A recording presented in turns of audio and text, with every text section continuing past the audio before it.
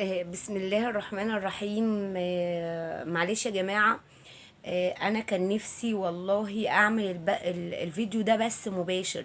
بس تقريبا يعني في عطل في البث المباشر. كل ما بدخل أعمل بث مباشر ما بيظهرش معايا حد، والبث بيتقطع بسرعة. طبعا أنا هكمل معاكم موضوع اللي هو خوف الإعلام المصري من الرئيس السيسي. ايوه طبعا. انا قصدي اوصل حاجه، مش ان انا يعني بقول حاجه وحشه في رئيس الجمهوريه. دي استحاله تماما تماما تماما. انا مش بقول كده. بس انا عايزه اقول ان الاعلام دلوقتي مبين لرئيس الجمهوريه ان مصر عباره عن تورته، تورته وجميله كده، وان مصر عباره عن فخفخينه من الجمال. او يعني مصر دي عايشه في اكتر يعني حاجه يعني من الجمال. فانا عايزه اقول يعني الاعلام المصري ما بقاش زي الاعلام بتاع زمان. الاعلام المصري ما بيتكلمش ولا بيسأل رئيس الجمهورية يقول له يا ريس احنا محتاجين لك نمد ايدينا ليك. احنا عايزين ايدينا تتمد معاك، ان احنا نحط ايدينا في ايدين بعض. يا ريس مصر فيها نسبة بطالة كبيرة. يا ريس مصر فيها نسبة جوع كبيرة. في ناس فقراء كتير يا ريس محتاجينك. يا ريس مفيش مستشفيات يا ريس، يعني تعالج المرضى. الناس مرمية عند القصر العيني يا ريس بالاسبوع. فالاعلام المصري يا دوبك بس بيطلع يتكلم مثلا على ايه، على مواضيع تافهة. يعني ايه مواضيع تافهة؟ يعني مثلا عن اي حد مثلا ممثل ولا ممثلة خدت 5 مليون 6 مليون. انا ما بعيبش في الرئيس السيسي، والمرة المليون انا بعترف وبقول قدام مصر كلها الرئيس السيسي رجل سياسي من الدرجة الأولى، وهو عمل لنا نعمة الأمن والأمان. بس يجب على كل مذيع مصري، يجب على كل مذيع مصري يطلع يكلم الرئيس.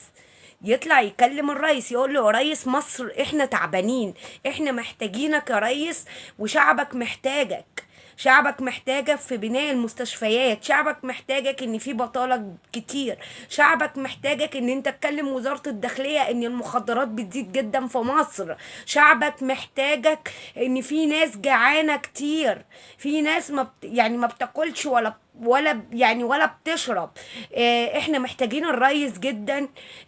انا بشكر الرئيس السيسي على انجازاته وعلى طموحاته ان هو عايز يخلي مصر اعلى دولة في الانجازات والمشروعات. بس يا ريس انا لو مذيعة او صحفية كبيرة انا هقف قصاد حضرتك واتكلم كاني انا يعني انا بنتك وهقول لك يا ريس في ناس تعبانه كتير.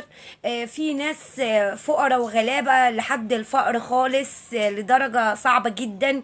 في ناس عندها بطاله رهيبه. في ناس مش لاقيه مستشفى تتعالج فيها يا ريس. يعني حضرتك مش يعني انا عايزه اقول لك يا ريس حضرتك عندك عينتين اتنين، بس عندك تحت ايدك الوزراء واعضاء مجلس الشعب والمذيعين والصحفيين. يا ريت الناس دي كلها تشتغل، عشان الناس دي هي السبب في ان هو صورة حضرتك بتوصل يعني ساعات مش حلوة للشعب، او ساعات ان الشعب بيحس ان انت ناسيه.